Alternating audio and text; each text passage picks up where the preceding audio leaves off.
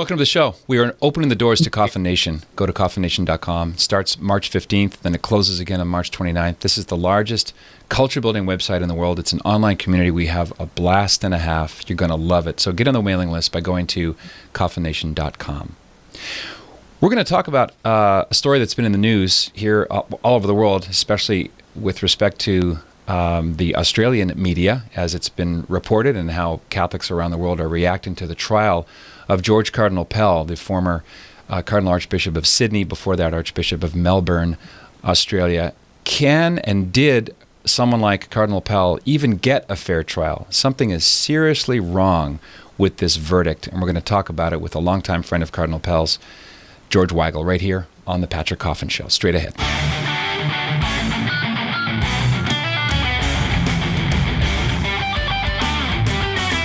Among his 20-plus books, George Weigel is probably best known for his international two-volume biographies of John Paul II, Witness to Hope and The End and the Beginning. He's been a friend, as I mentioned, of Cardinal Pell for over 50 years. George, thanks for being with us. Thanks for having me, Patrick. You've pointed out in a couple of recent pieces in First Things and elsewhere that what had to have happened was that Cardinal Pell, the way I read all of the coverage of the trial, he'd have to have three arms and be completely able to change his personality in a nanosecond and do something so wildly out of character and so against everything that all his close friends know about him. How did you first meet Cardinal Pell, and what was your friendship? What's your friendship like now? When Cardinal Pell had just been ordained a priest in Rome in 1967 and was on his way to Oxford for his doctoral studies, he came to Baltimore for the summer, spent the summer in my parish, became friends with me, with my brother, with our parents, and has remained a close friend ever since. Neither one of us, of course, had any idea in those days what we'd be doing together in the years ahead, but that's a friendship I cherish. It's a man I trust completely. And what we're dealing with here is an extraordinary travesty of justice that is really this generation's Dreyfus case. And it's now Australia that's in the dock on this one. George, what's the Cliff's Notes rendition of the l'affaire Dreyfus for people who don't know, and what the parallels are? In 1894, a French army officer, Alfred Dreyfus, was falsely convicted of having given military secrets to France's mortal enemy, Germany. Dreyfus was Jewish. The atmosphere publicly surrounding this affair was hysterically anti-Semitic. There was no possibility that he could receive a fair trial. He was condemned to life imprisonment on Devil's Island. If you remember Steve McQueen and Papillon. Right. Papillon. That's a bad place to be. A lot of public, hell was raised. There was a retrial in which Dreyfus was convicted again, but he was finally exonerated and served honorably in the French army during World War I. This is not a perfect analogy, in that Dreyfus's defenders were secular people, and the people who are brutally attacking George Pell are secular people, anti-Catholic secular people. But this notion of a boogeyman whom everybody has to go after because he defies our idea of what is right and proper in society is very, very much parallel. George Pell has been the single most vocal and authoritative voice against the revolution of lifestyle libertinism in Australia. He's been one prominent Australian unafraid of a virulently left-wing press, challenging its political correctness. And he was the man who had the courage to go after corruption in the Vatican finances. He's got a lot of enemies. There are a lot of vendettas going on here. There's so much to say about what you just said. Let me start with the last thing, and that is the smelly timing of his exile. And people have to realize, unlike Cardinal Barbarin, who decided he wanted to stay in Rome as basically a citizen of the foreign state called the Holy See, Cardinal Pell did have that option to just claim immunity, but he got on an airplane, flew the 25 hours to clear his name in court. The kind of people who do that, to me, are called innocent men. Right. I think it was Cardinal Ladaria to whom you were referring there, who didn't go back. Oh, Ladaria, excuse me. That was a Freudian slip. Barbarin just got, he was charged, actually. Barbarin, Ladaria, that's right. That's another travesty, but we'll leave that for the French to sort out. Right. When Cardinal Pell went to Rome at Pope Francis's request to take up the task of cleaning up the Vatican finances, I happened to be in town, and he invited me over to the Domus Australia, the pilgrimage house he had built there, where he was then living, for dinner. And we were speaking before we went out, and he said, "I'd like your advice on something. Should I live here or should I live inside the Vatican?" He said, "I'm getting conflicting advice. What do you think?" Mm-hmm. I thought for a moment and said, "George, I don't really care where you live. I think it's probably better to establish turf inside the Vatican. But I hope you won't think I'm being melodramatic if I say that wherever you live, if you get a car, get one with a remote starter on it." Mm-hmm. And he just looked at me, and I said, "Look, if you get down to the nub of the really serious corruption that the Holy Father thinks is probably here, and that you suspect is here, you are going to be dealing with people who do not play well with other children. Mm-hmm. You're going to need to take precautions." My hunch in all of this, and it's simply a hunch, but I don't think it's a melodramatic or novelistic hunch, is that one factor in all of this, certainly not the only factor, but one factor of it is, in fact, that certain people, perhaps involved in financial shenanigans and worse, we're talking about hundreds of millions of euros here, simply decided they were going to get him in a different way. Yeah, they couldn't get Al Capone for prostitution and murder, but they got him on tax evasion. There are all sorts of things at work here. This would not have happened had there not been a virulently anti-Catholic atmosphere in Australia for decades, had he not been a flashpoint for that for decades, and if there had been a reasonable judicial system. Cardinal Pell ought to have been able to request. A bench trial. A trial by a judge alone, because in this kind of an atmosphere, which really is beyond anything I think Americans can find imaginable, except perhaps the analogy I used in an article in January, the trial in To Kill a Mockingbird. Now, that was not public hysteria, but it was public prejudice, clearly affecting a jury, which had been shown that this defendant, Tom Robinson, could not possibly have done what he was alleged to have done because he only had one functioning arm. Yeah. Yet he was convicted anyway. Yeah. No, he was criminal law in the state of Victoria in Australia did not provide the option of a bench trial. That's bad in itself. Yeah. So there were two trials. The first end in a hung jury, which voted overwhelmingly for acquittal. 10-2, right? That's my understanding. And the second trial, that 10-2, suddenly flipped to 12-0. That's not easily explicable, except on the grounds that the jury decided, for whatever reasons, to ignore the instructions on how to construe evidence that the judge had given them. As you said in your lead, it was shown time and again that it was physically impossible for these vile acts to have occurred. And yet he was convicted. And yet, bees can't fly, and yet there they go.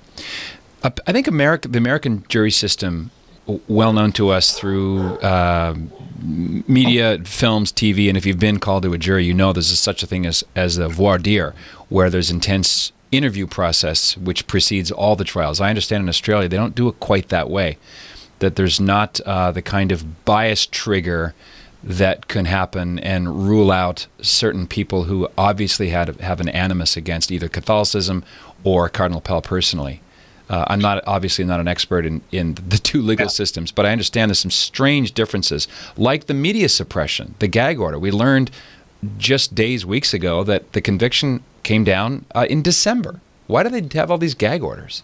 Well, I think the gag order has been misinterpreted. That I can defend on the grounds that the judge probably thought if this turned into a media circus, there was zero chance for an unbiased jury to be impaneled and to render a rational decision. That's not a bad argument. What it did, though, no matter what the intention was it prevented public scrutiny of the prosecution's completely implausible case. That a man dressed in full pontifical vestments within 10 minutes in a controlled space in a full cathedral after Mass somehow committed sexual abuse of two choir boys, after which there was no report of this, no rumor of this, no contention about this. None of this makes the slightest degree of sense. Yeah, and one of the two has since died of an overdose, and before he expired said that Cardinal Pell never did anything. That's right. That's exactly right. So it's one accuser, and who has provided no evidence that this happened and no corroborating witnesses. Right. And yet there were a couple of dozen witnesses saying this couldn't have happened for the following reasons, which I outlined in the article in National Review online. This is really Tom Robinson all over again. You know, Atticus Finch shows that Tom Robinson could not possibly have strangled and raped the girl because he had a torn up arm. Jury votes to convict anyway because he's a black man in a white town accused of assaulting a white woman, even though it's been made perfectly clear that it was her father who beat her up. Yeah. And there was no evidence, as you'll remember from the novel, that a rape ever occurred. This is the same thing all over again. Yeah, it's one of those ironies, like Norma McCorvey never had an abortion, and yet, voila, we have Roe v. Wade. Well, at least she had the good sense to come to her senses. Yes, on the issue. Thanks to God. Although it was not without interest that her attorney, the ineffable Sarah Weddington, was present when Mario Cuomo, sorry, speaking of Freudian slips, Andrew Cuomo signed the New York infanticide bill into law and was invited to speak there. I did a commentary on that inside Coffin Nation. Yeah, there was a whoop and a holler like a Super Bowl win. Very, very creepy. But Cuomo's a Catholic, so I don't know who you're judging, George. I'm judging him. Different topic, yeah. The police began fishing for data on Cardinal Pell a year before any actual accusers stepped forward. I watched the police interrogation, which I'll put in the link at patrickcoffin.media. I have several friends in law enforcement who interview people for a living. They extract confessions from perps, and they all laughed at this. They said Cardinal Pell's body language, the fact that he leaned into his interrogator, indicates to about 0% that it would show guilt. He trips them up in their own questioning, and again, this was in a room, I understand, in an airport in Rome, where he was kind of taken aside and grilled. So yeah, this whole thing has weirdness written all over it from the get-go. And, you know, one of the questions, if Australia had serious investigative journalists instead of anti-Catholic hacks like Louise Milligan at ABC, the Australian Broadcasting Corporation, they would look into the question of who put the Victoria Police up to this. Why did they take out ads in the newspapers saying, does anyone know about untoward events in the Cathedral in Melbourne? Please give us a call. Right. That's called a fishing expedition. Who set that up? Was it in Australia? Was it in Italy? Was it someplace else? This is a complicated money trail, and I think people ought to understand that, because if you're talking about the magnitude of funds involved here, it's money that's probably all over the world. But that's something for somebody with a little enterprising energy to look into. The other thing about the police and all of this, Patrick, that came out in the trials was that they never went and investigated the scene of the crime. That was being described to them by the defense at the trial. That's what didn't you guys go check this out? No, not really. No forensic investigation of any seriousness. This was put forward on the grounds that if you charge a Catholic priest or bishop with sexual abuse, you have got a 99% chance of getting a conviction, irrespective of the evidence to the contrary. A reader in Australia, listener to the show, sent me some documents, and one of them was a keyword search of the abcnews.au, and she just put the word Pell in there, and it's astounding, like scores and scores of references to Cardinal Pell's behavior. It's just described as the incident, the crime. No, the word alleged, not there. Well, this is even more bizarre when one considers that ABC is a government agency. This is a state-funded media operation, and it is scandalous that it has not only taken this position with reference to my friend George Pell, but has indulged in decades of anti-Catholic agitation and propaganda with no real challenge from the Australian political class. Australia's had some pretty good political leaders over the last 30 years. Why aren't they taking this on? People have been cowed into silence by the virulence of this, and that has got to stop. That has really got to stop. I just read something by Marco Tassati about the guns, the cannons were built in Australia, and the ammo was built in Rome. This smells a little bit, George, like a setup from the get-go. Do you think this had anything to do with the upper level decision makers of the Catholic Church, including Pope Francis, to bring him for the sake of knocking him down? No, I don't think that's the case. I have no evidence to suggest that that's the case. I think what Marco said, by the way, was that the cannons were fired in Australia, but the projectiles were built in Rome, and that's there's probably something to that. Now, Rome is a big place. Rome is not just the Vatican. Rome is Italian financial circles. Right. Rome is organized crime. Rome is all sorts of strange and wondrous creatures. So that doesn't, to say that there's an Italian connection here does not necessarily mean to implicate the Holy See. I was going off the original Hungarian account, I think. Yeah. Pardon me? I was going off the original Hungarian account. There you go. But that the skein of perfidy here does not simply end in Melbourne, Australia. I don't know any friend of Cardinal Pell's in Rome, and he has many friends there as well as many enemies, who doesn't believe that.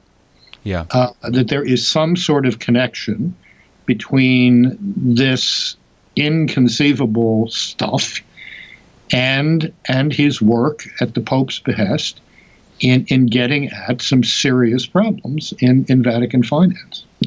Let me bring something up that I know my conservative and more traditionalist listeners will want to know, because it's something that's been in play in past figures who've been accused. Start the list with Father Maciel, John Carapi, to a lesser extent C.J. McCloskey, Cardinal Bernard Law. These were all seen as conservative figures who were probably the victim of anti-Catholic virulence and bias, and yet those cases proved to be guilty, and a lot of people who defended them had some egg on their faces. I know this is in play as well with Cardinal Pell. We just can't stand one of our great heroes to be brought down, therefore we attack his attackers. You think there's something different going on here based on the evidence, correct?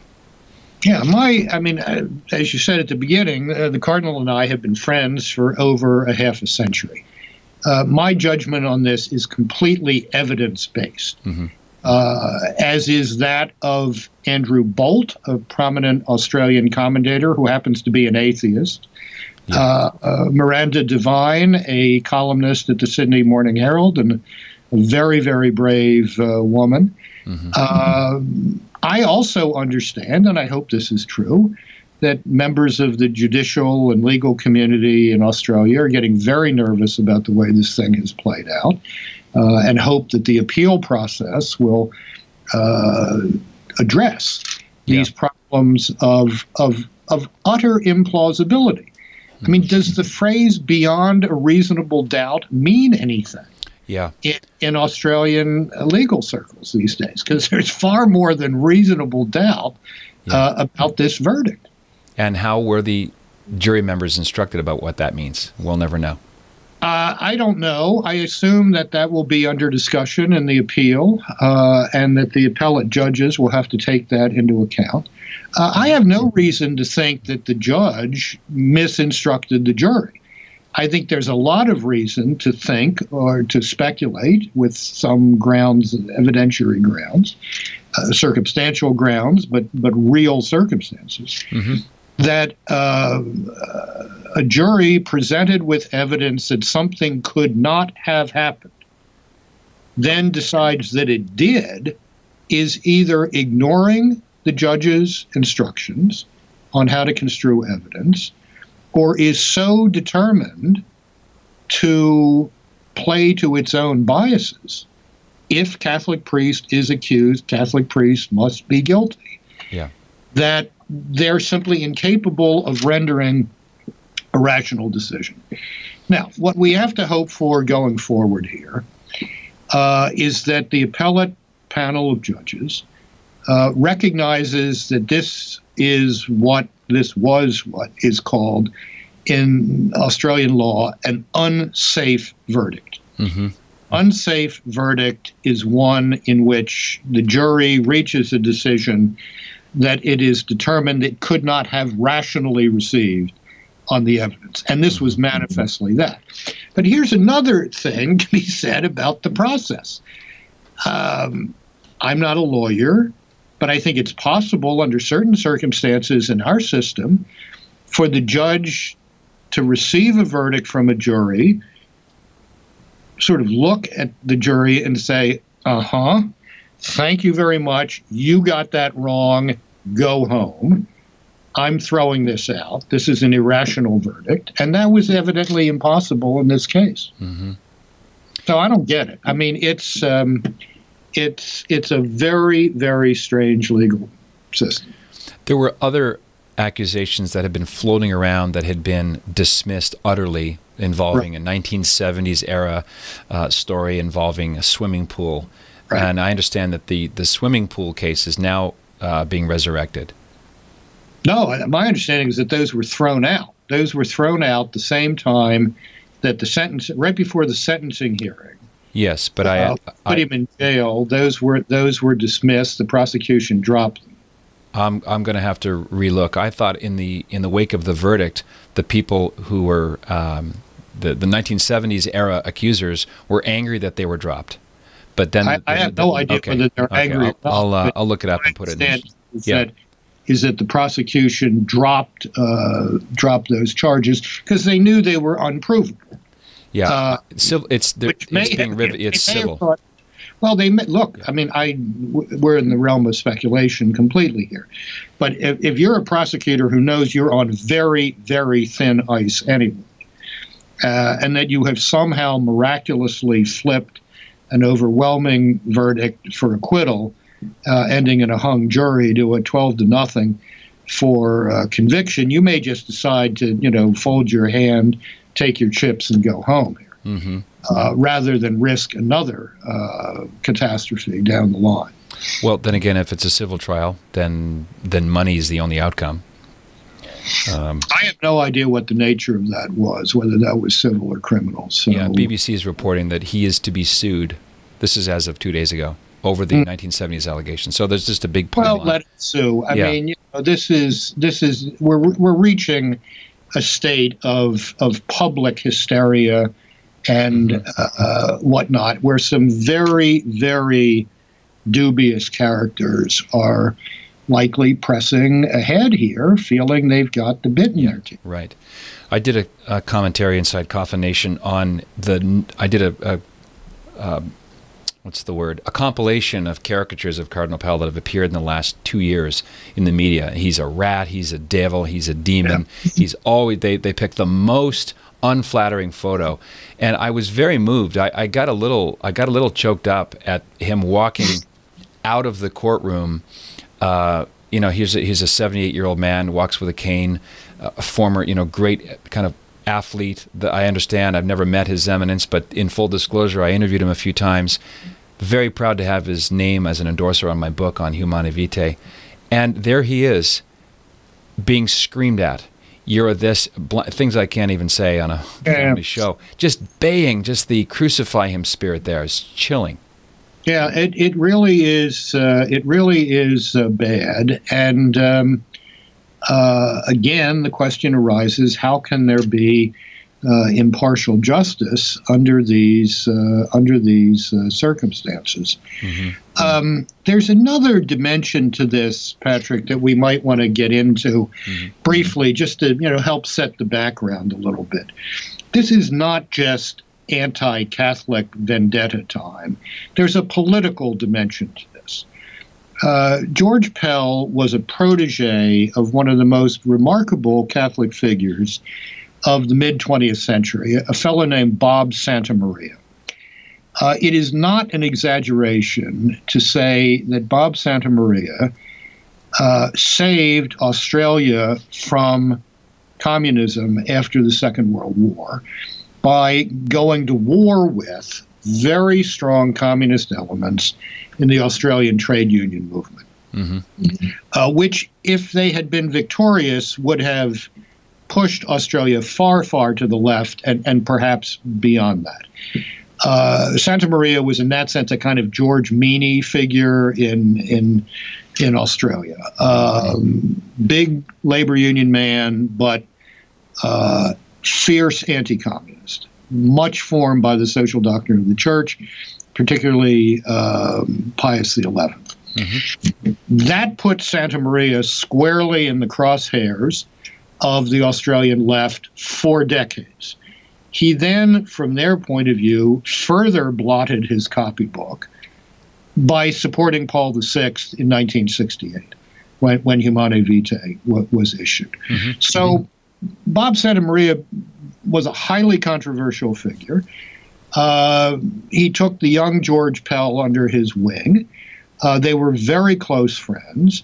And a lot of this anti-Santamaria animus, I believe, has rubbed off on George. So there is some 50, 60, 70-year-old political score settling going on here as well. That's interesting. The other thing that I think people might, wonder, where's the pushback? Why isn't there any pushback on this? Australia, the UK, Ireland, the rest of the Anglosphere, Canada to some degree, although it's a bit different there, they do not have the infrastructure of Orthodox Catholic media personalities, magazines, podcasts, TV shows, books, magazine articles that we have built here over the last 35 or 40 years. This simply doesn't exist there. And therefore, people are cowed. People think they're alone with their more conservative or orthodox views. And because of that, this left persecution of the church runs at full tide. It's inconceivable that in Australia, and Australia without George Pell, that the resistance we put up to the Obamacare contraceptive abortifacient mandate would have been mounted in Australia. That just would not have happened. And I think people need to recognize that it's not a level playing field. I mean, we don't particularly have one here, but at least we put some leveling into it, and that has shown its effect politically. What's the approximate proportion of Catholics in Australia? It's not high. I think it's 15 or 20%. The Australian Church was a mess until George Pell became its most prominent figure. It was far worse than here in terms of doctrinal squishiness, to put it, to use the technical theological term. Yeah, in the original Hungarian, squishy, I think is the word. There were huge abuse problems, which he was the first bishop to seriously address. That's another thing that's completely bizarre about this whole thing, is here's the guy who put in place in Melbourne and Sydney real procedures for dealing with allegations of abuse, and he's the one who is now being scapegoated for the failures of his predecessors, including his immediate predecessor in Melbourne, a man named Archbishop Frank Little, who was a real loser in a number of ways. So here's another dimension of this thing. This is payback for re-orthodoxizing Australian Catholicism. There's no more profound or prominent symbol of that re-beachheading the penal colony down under than George Pell. He is the icon of all of it, of everything they despise. That's why one of the real heroes in this business is an old friend of mine, Father Frank Brennan, who's an Australian Jesuit. He's on the opposite side of just about every imaginable issue from George Pell, but they both like to mix it up, and they've become friends. Father Brennan attended, I believe, every day of both of Cardinal Pell's trials. Immediately once the gag order was lifted, he wrote a very strong defense of Pell. So full marks to him for coming to the defense of a friend with whom he disagrees on any number of issues ecclesiastically. But he's an honest man, and good for him for doing that. One thing that has struck me about the way Cardinal Pell writes versus the way he speaks is that he writes with a real brio. I remember reading he wrote an essay on global warming back when it was still called global warming, before too much anti-global warming data began to build up, and he likened it to Gaia worship. That this is a function of moral panic about things that experts might not be trustworthy on, but he really took the objections that he was arguing against sort of Thomistically. He took them seriously, and he kind of got behind the objection. Same with his pushback on Islamism in Australia, where so few Catholic leaders or others in Australia are willing to stick their head above the trench and say things that are not popular. He did it all the time, and yet he seemed like the classic introvert who's allergic to the spotlight. Yeah, he wasn't a guy like other members of the College of Cardinals we could name, but in a Lenten spirit of self-discipline won't, who, we'll put them as subtitles. Go on. Who've never seen a camera or microphone they didn't like. And there is a certain, I would say, almost stolid character to his public self-presentation.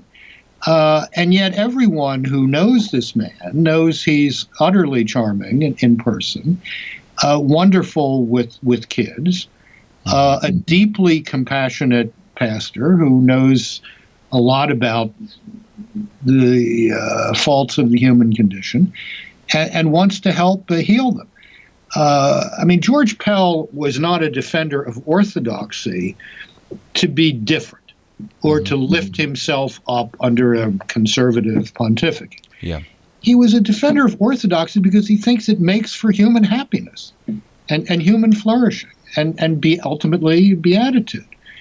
And that surrendering to the sexual revolution in particular doesn't make for an incremental or even it doesn't make for even an incremental increase in the happiness quotient in the human race. I mean, which is a judgment I think is borne out every day. Yeah. As we see what the great Theodore Dalrymple called in the current issue of City Journal, this bizarre combination in Western culture of rambunctious salaciousness and rabid Puritanism at the same time. Yeah. Now, we would say, hello, there's a connection here, but that's part of the package here. Also, the rank hypocrisy or the double standard, if you compare the Hollywood standard to its own evildoers, let's say homosexual predators who have a penchant for post-pubescent teens, that is somehow either ignored or defended as, well, you know, boys will be boys and rainbow lifestyle will be what it is. And yet, this is the crowd that takes the most umbrage of the same behavior that's described as an accusation when someone like George Pell does it. Like, pick one, guys. It's evil or it's not evil. Yeah, well, there's, as Dalrymple said, he is a psychiatrist by trade. There's something deeply weird about all of this. And it does suggest, I think, if one can step back from the persecution of one's friends and look at this maybe at a 30 or 40,000 foot level, this is really bad news for Western civilization. The inability to maintain even the modicum of rationality that is required to make, for example, a jury system work. Mm-hmm. This is very bad news for everybody. It's the Catholic clergy today, and no one has been, I think, more vocal on the imperative of clerical and episcopal reform than I am. I have been. I wrote a whole book on this 17 years ago. But I can also recognize mob hysteria when I see it. And that was the case in France during the Dreyfus affair, and it is manifestly the case in Australia during the Pell affair. René Girard, I'm sure, would have had some choice words for the scapegoating, the mimetic desire to attack and to cast out the evildoer so everybody feels a little bit better about themselves. Are you in touch with him? Are you permitted to correspond? I have not spoken to him since he went to jail. I spoke to him the night before for about a half an hour. I was still in Rome during the so-called abuse summit. I got word that something was going to come down the next day in Australia, so I immediately called him. We spoke for about a half an hour. He's been quite astonishing. He is completely serene. He is completely at peace. He said to me months ago, look, I know I'm innocent, and the only judgment I fear is the last judgment. Mm-hmm. Mm-hmm. So, we're gonna go ahead here. And calls his incarceration a retreat. Yeah, no, they said, be on a retreat for a little while here. Now, in another example of what seems to me to be simply wanton cruelty, he's not permitted to say Mass in his cell. That was my next question. Why not? Well, there's a rule that says prisoners cannot lead religious services in Victorian prison. Please. Or you can't have wine in jail. I mean, what is this? This is just ridiculous. It just sounds like Caesar's knife twist. Yeah, well, it is. And it's wickedness. I mean, there really is a sense of the evil one having a pretty good innings, as they would say in George Pell's favorite sport, cricket, in this whole affair. I have to confess that he's never converted me to cricket. I remain an unrepentant baseball guy after 52 years. Cricket. They're the things they're animals that make sounds, right? I think something like that. Yeah, right. Well, are you surprised at the tepid response from Catholics? Like, I've seen a couple of responses so far from various bishops and archbishops, and it's awfully tepid. There's definitely a spirit of fear has descended. There's a pall of, we can't say anything about this. I've received lots of communications from members of the hierarchy literally all over the world asking me to let the cardinal know that they are completely persuaded of his innocence, that they're praying for him, they're et cetera, et cetera. I think that's fine. I have been somewhat disappointed in the response of the Vatican spokesman, who put out a somewhat anodyne statement about, well, the process is still going on, but the Holy See has, maximum respect for the Australian justice system. Well, as I'm saying in my Catholic Press column next week, you need to understand that that's what's on trial right now. Yeah. It's the Australian justice system that's on trial in the court of world opinion, and there is no need to throw bouquets at these people. None whatsoever. Yeah. That's completely gratuitous, doesn't do anybody any good. All you say is, we await the result of the appeals process, and we hope justice is done. Full stop. Yeah. Period. I think End it was of comment. Professor Greg Craven, I believe, summed it up by saying, everyone is a potential defendant, which is why this is something that involves all of us. Yeah, I think that's true because this, look, sexual abuse of young people is a global plague. I think the Holy Father was quite right to point this out at the end of the abuse summit in Rome. I would have put it at a different part in the speech than the beginning, but that's true. We know, for example, that there has been far, far, far more abuse of young people in Pennsylvania public schools than in Pennsylvania churches in the last couple of decades. Mm-hmm. Mm-hmm. What's happening here, though, is that this plague is being weaponized and turned into an all-purpose, one-size-fits-all way to take down your political enemies. And that is wicked. That is really wicked. Now, in this particular case, I think the weaponization was done for other reasons. But anyone who seriously cares about everything from the sex trafficking of Thai teenagers to the kind of abuse that goes on in schools and in scout troops, Hollywood movie sets, not to mention the Hollywood stuff and all of that. Anyone who cares seriously about that has got to worry that this weaponization of the abuse crisis makes it ever more difficult to deal with the real problem. Mm-hmm. At a certain point, people are simply going to tune this out. I mean, you become inured to it after a while. Well, you become inured to it, or the whole thing flips around, and what is now an automatic assumption of guilt becomes an automatic assumption, oh, this is just, political baloney here. Mm-hmm. And that doesn't get you anywhere either in terms of solving the real problem. It's interesting that school teachers, soccer coaches, I don't know, imams, rabbis do not get the public intense shellacking that someone like Cardinal Pell has received, from the political, the caricature cartooning to the ongoing demonization. To me, it's almost a backhanded compliment to the divine foundation of the Catholic Church that our leaders are set aside for special venom.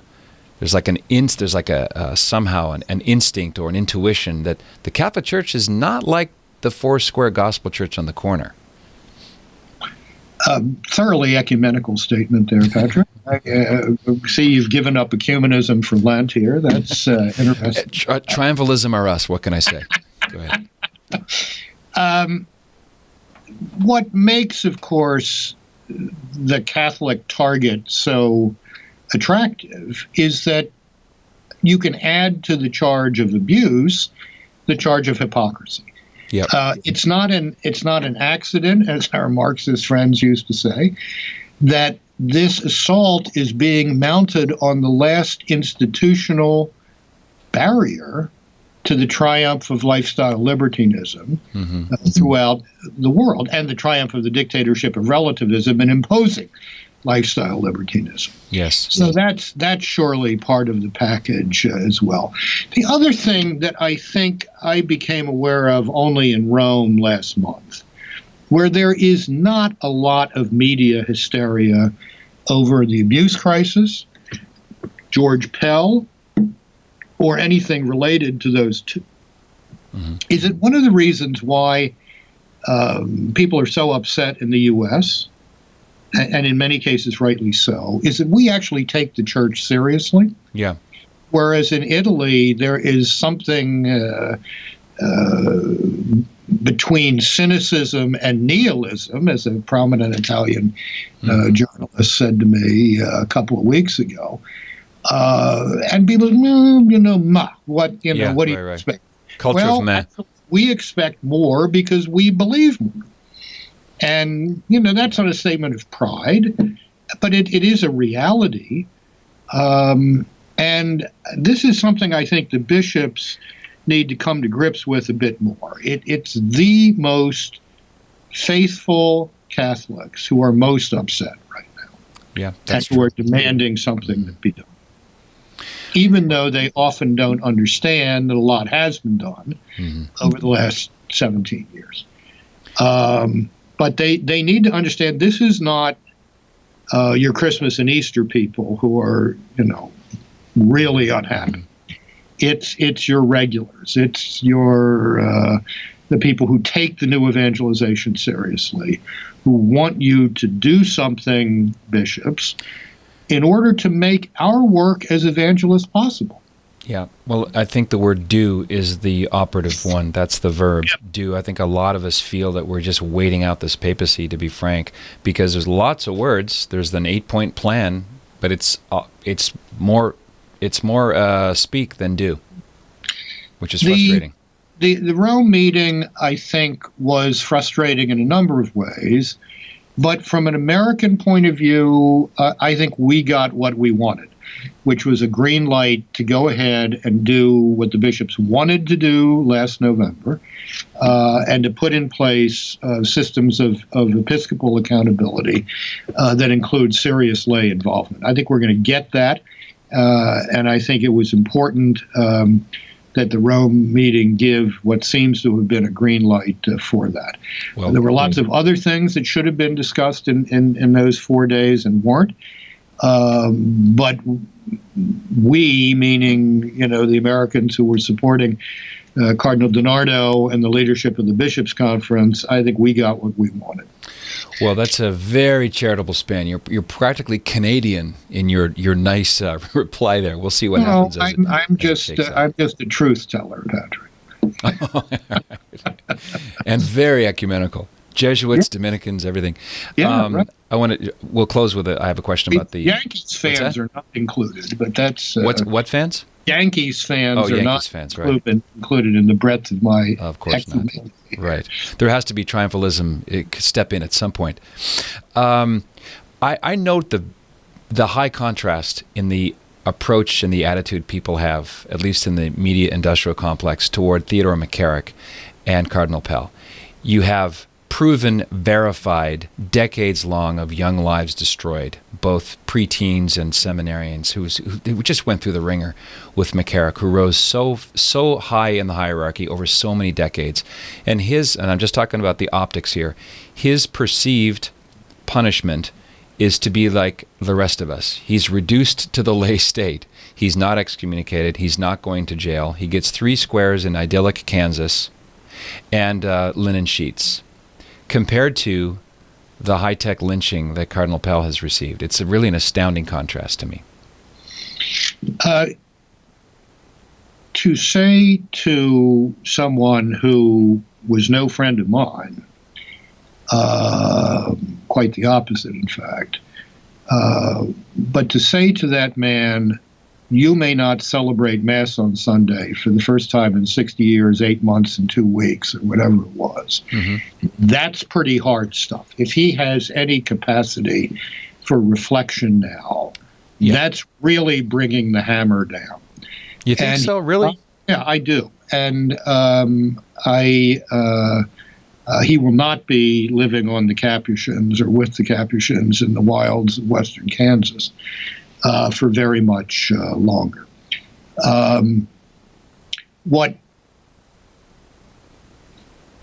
This is another difficult element in this whole business. You raised Maciel earlier. Both of those men, Martial Maciel and Theodore McCarrick, were clearly psychopaths. Psychopaths have a real capacity to fool people. We know this from public life as well as private life. How do we build into the church of the future safeguards against the clever psychopath? This is a real problem. And, trying to parse that problem in left-right terms really doesn't get you very far.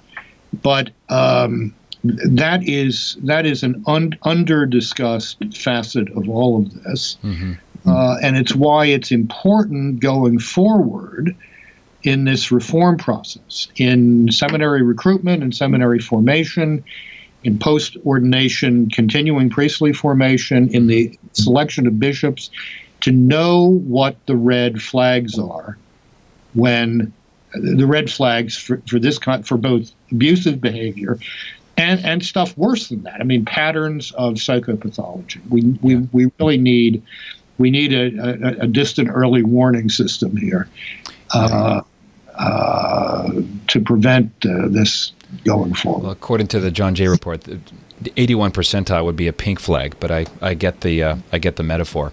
And of course, the other question is whether or not a psychopath can appreciate or even care about saying Mass is another topic. But I want to turn as we close, and I really appreciate your time, George. And that is it's been described as a fast-tracked appeal. Who will Cardinal Pell go before? When you say in panel, 1 judge, 3 judges? I think it's a 3-judge panel, is my understanding. None of them have had anything to do with this up until now. I believe it is possible for the trial judge to make a submission of his own views of how this all happened or came down. That is scheduled for June 5th and 6th, which seems a far way away. But as a legally minded friend of mine said yesterday, you never want to rush an appeal. You want things to cool off a little bit, because if you rush an appeal, the tendency is going to be to affirm the original decision, and let's get beyond this. There will be a sentencing on March 13th. My understanding is that there will be an application for bail after that. Whether that's granted, I have no idea. If it's not granted, that's going to create a whole other series of questions. And what do you guys think this guy's going to do? Pull out his Vatican passport and skip the country? Get on his Learjet in the backyard of the prison. That's just ridiculous. So we'll see how that plays out. But the important point that I want to underscore here is that George Pell is not the one on trial right now. It's the Australian judicial system that's on trial.